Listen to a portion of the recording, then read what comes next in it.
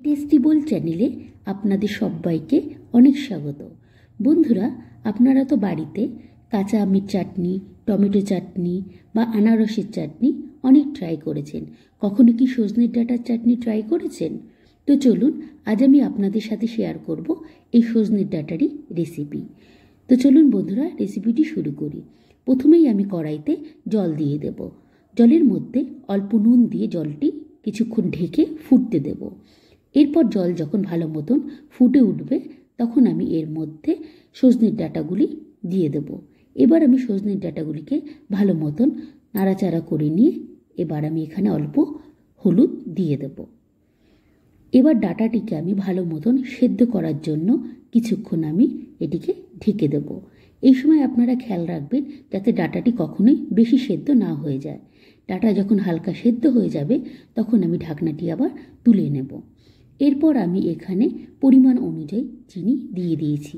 আপনারা যে যেরকম মিষ্টি পছন্দ করেন সেই মতন চিনি ব্যবহার করবেন। এরপর আমি এখানে তেঁতুলের পাল্প দিয়ে দিয়েছি।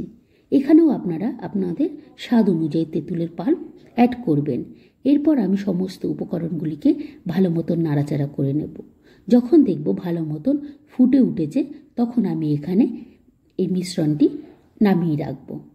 এরপর পালা বন্ধুরা এখানে ফোড়ন দেওয়ার।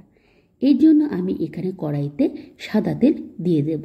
যখন তেল ভালো মতন ফুটে উঠবে, তখন আমি এখানে সাদা সর্ষে এবং শুকনো লঙ্কা দিয়ে দেব। আপনারা চাইলে এখানে কালো সর্ষেও ব্যবহার করতে পারেন। এরপর আমি সজনে ডাঁটার টকটি এই তেলের মধ্যে ঢেলে দেব।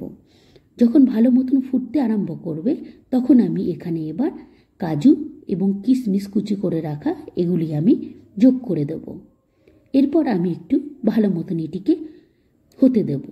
ভালো মতন নাড়াচাড়া করে নিয়ে যখন দেখব চাটনিটি ভালো মতন হয়ে এসছে, তখন আমি এখানে আগের থেকে ভেজে রাখা 5 ফোড়ন আমি এই চাটনির মধ্যে দিয়ে দেব। এবার চাটনিটি ভালো করে নাড়াচাড়া করে আমি কিছুক্ষণ হতে দেব। বন্ধুরা, এইভাবেই আমার তৈরি হয়ে যাবে খুব সহজ পদ্ধতিতে সজনের ডাঁটার চাটনি। আপনারা বাড়িতে বানান এবং আপনাদের অভিজ্ঞতা আমাকে কমেন্টসে শেয়ার